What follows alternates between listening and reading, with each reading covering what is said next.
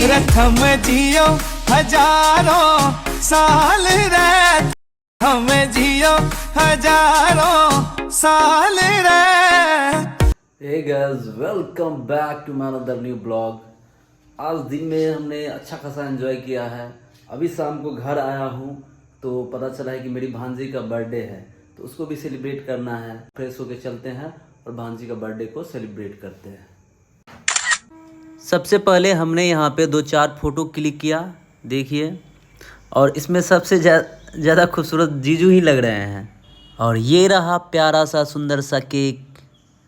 भावना देखिए sparkle candle को जलाने का प्रयास कर रही है और थोड़ी सी डर भी गई। बार दिन ये आए, बार बार दिल ये गाए, तुझे हजारों साल, ये मेरी है आरज़ू। Happy birthday to you. ये क्या है?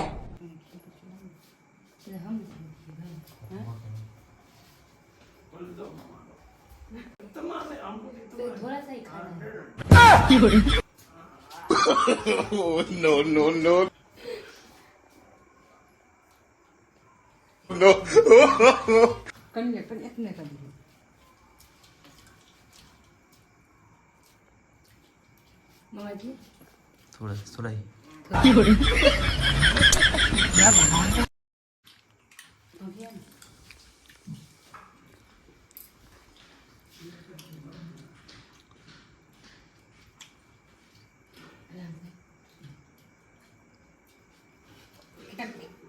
लग जाए